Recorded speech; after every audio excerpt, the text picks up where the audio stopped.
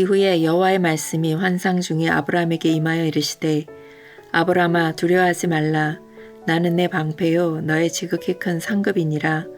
아브라함이 이르되 주 여호와여 무엇을 내게 주시려 하나이까. 나는 자식이 없사오니 나의 상속자는 이 다메섹 사람 엘레셀이니이다. 아브라함이 또 이르되 주께서 내게 씨를 주지 아니하셨으니 내 집에서 길린 자가 내 상속자가 될 것이니이다.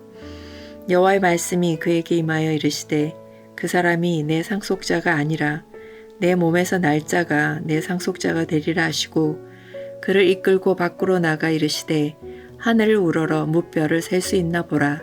또 그에게 이르시되 내 자손이 이와 같으리라. 아브라함이 여호와를 믿으니 여호와께서 이를 그의 의로 여기시고 또 그에게 이르시되 나는 이 땅을 내게 주어 소유를 삼게 하려고 너를 갈대아인의 우리에서 이끌어낸 여호와니라. 그가 이르되 주 여호와여 내가 이 땅을 소유로 받을 것을 무엇으로 알리이까. 여호와께서 그에게 이르시되 나를 위하여 3년 된 암소와 3년 된 암염소와 3년 된 순양과 산비둘기와 집비둘기 새끼를 가져올지니라. 아브라함이 그 모든 것을 가져다가 그 중간을 쪼개고 그 쪼갠 것을 마주 대하여 놓고 그 새는 쪼개지 아니하였으며 솔개가 그 사체 위에 내릴 때에는 아브라함이 쫓았더라.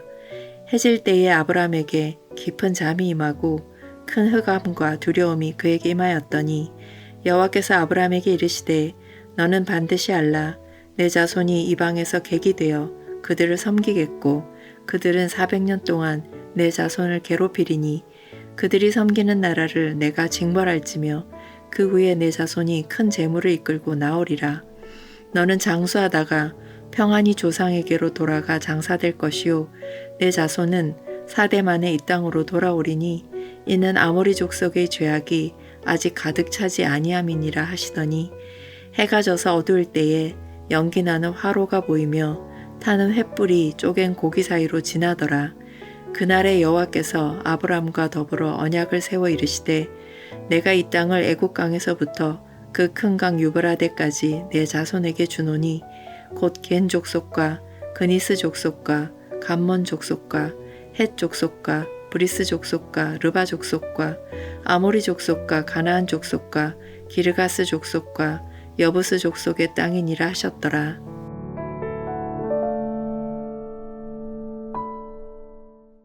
아브라함이 갈대아 우르를 떠나 가나안 땅에 들어온 지 어느덧 10년이 지났습니다.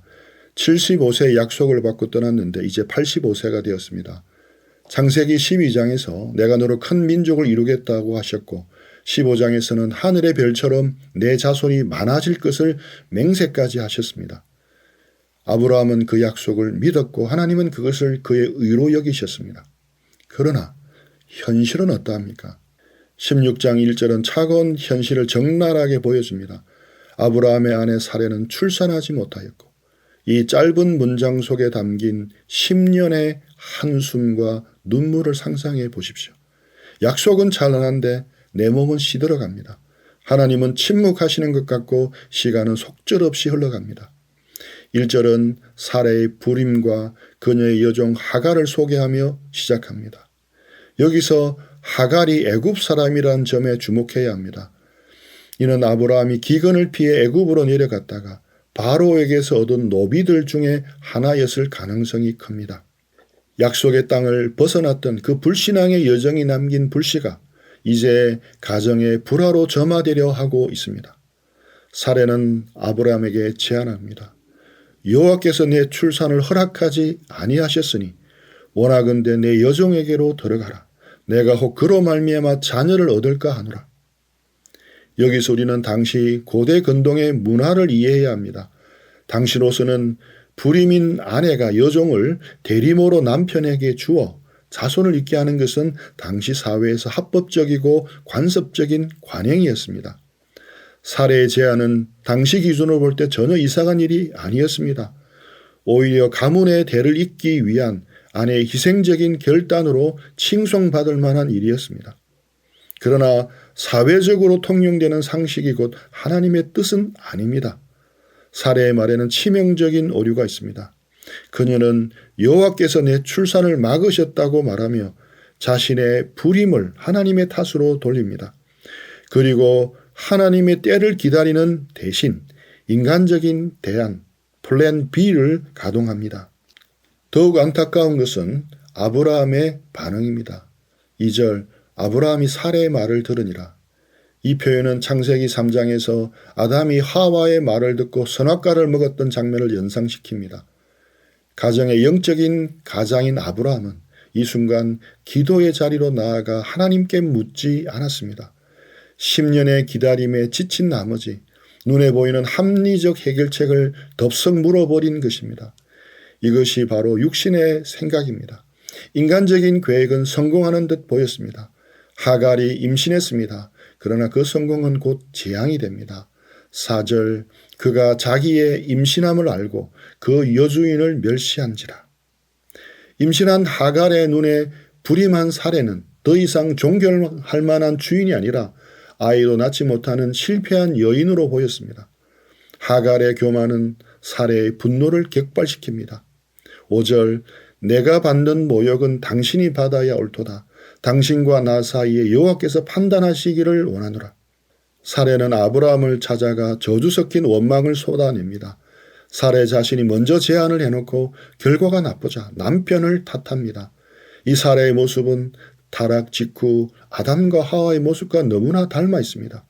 그리고 아브라함은 이번에도 무책임하게 회피하며 물렀습니다. 6절 당신의 여종은 당신의 수중에 있으니 당신의 눈에 좋을 대로 그에게 행하라. 아브라함은 갈등을 중재하거나 영적인 권위를 행사하지 않고 비겁하게 방관합니다. 결국 사례는 하갈을 학대합니다. 여기서 학대하다는 단어는 나중에 이스라엘 백성이 애굽에서 괴롭힘을 당할 때 쓰인 단어와 같습니다. 아이러니하게도 애굽 여인 하갈이 히브리 여인 사례에게 학대를 받아 약속의 땅에서 도망치는 상황이 벌어진 것입니다. 우리가 하나님보다 앞서 행할 때 그 결과는 당장은 성공한 것처럼 보일 수도 있습니다. 그러나 그것은 반드시 관계의 파괴와 고통을 낳습니다. 나에게 지금 조급하게 붙잡으려는 하갈은 무엇이라고 생각합니까? 하나님의 뜻보다는 인간적인 방법으로 해결하려 했던 문제가 결국 더 큰 불화의 씨앗이 되지는 않았습니까? 학대를 견디다 못한 하갈은 결국 도망칩니다. 그녀가 향한 곳은 술길 샘곁이었습니다. 술길은 가나안에서 그녀의 고향인 애굽으로 가는 길목입니다.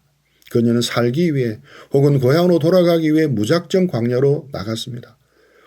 임신한 몸으로 광야를 헤매는 하갈의 절망을 생각해 보십시오. 주인에게 버림받고 갈 곳 없는 신세가 되었습니다. 그런데 바로 그 절망의 끝자락에서 놀라운 만남이 이루어집니다. 7절 여호와의 사자가 광야의 샘물 곁 곧 술길 샘 곁에서 그를 만나. 이것은 성경에서 여호와의 사자가 나타난 첫 번째 기록입니다. 많은 신학자들이 이 여호와의 사자를 성육신하기 전에 예수님으로 봅니다. 첩이며 이방 여인 하갈에게 하나님께서 직접 찾아오신 것입니다. 이것은 충격적인 은혜입니다. 하나님은 그녀의 이름을 부르십니다. 8절 사레의 여종 하갈아. 아브라함도 사레도 그녀를 그저 여종, 이 계집종이라 불렀지만 하나님은 그녀의 이름과 신분을 정확히 알고 계셨습니다. 하나님은 묻습니다. 네가 어디서 왔으며 어디로 가느냐? 이 질문은 몰라서 묻는 것이 아닙니다. 아담에게 네가 어디 있느냐고 물으셨던 것처럼 하갈이 자신의 처지를 직시하게 하시는 것입니다. 하갈은 대답합니다. 나는 내 여주인 사례를 피하여 도망하나이다. 하나님은 하갈에게 뜻밖의 명령을 내리십니다. 9절 내 여주인에게로 돌아가서 그 수하에 복종하라. 이것은 순종하기 힘든 명령입니다.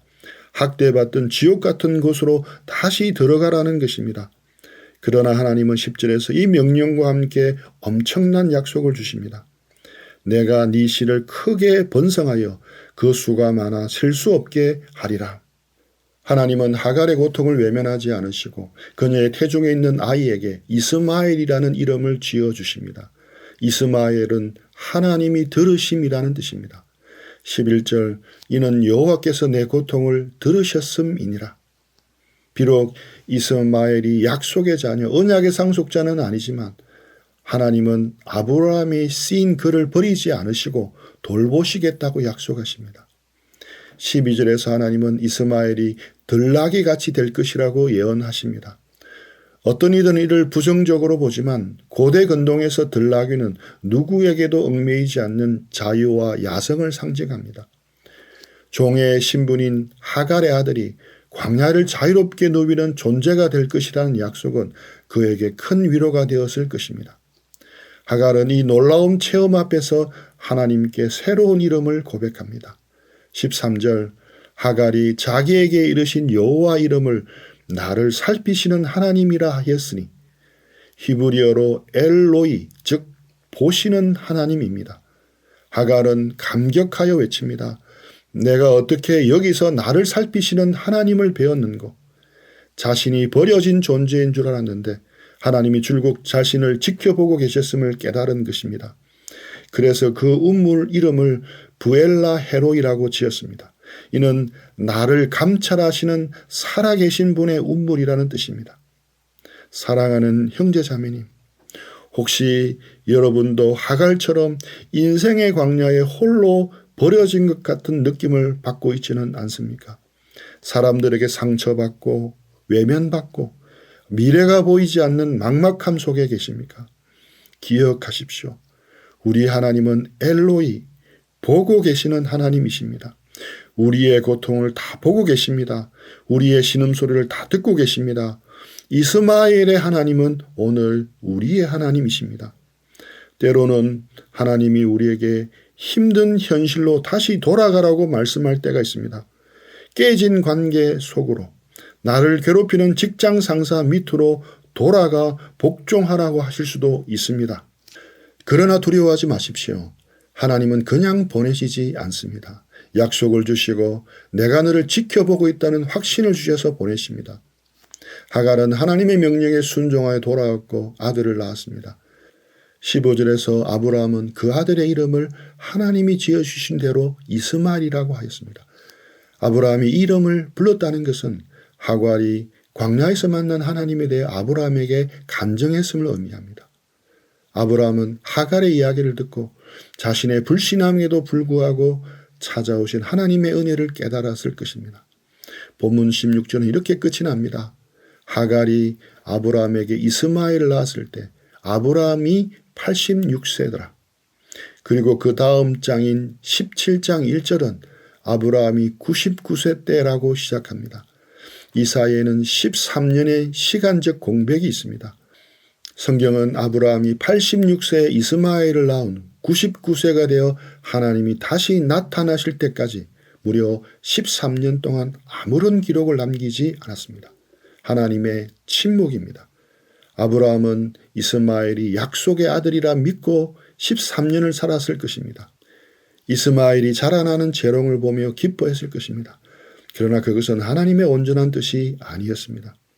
아브라함은 육신의 방법으로 얻은 결과물에 안주하며 영적인 침체기를 겪었을 가능성이 큽니다. 인간적인 방법으로 문제를 해결했던 대가가 13년간의 영적인 침묵과 훗날 이삭과 이스마엘 자손 간의 영원한 갈등이라는 역사적 비극으로 남게 되었습니다. 13년의 침묵에 두려워하십시오. 내 뜻대로 일이 잘 풀린다고 해서 그것이 반드시 하나님의 축복은 아닐 수 있습니다. 말씀을 맺겠습니다.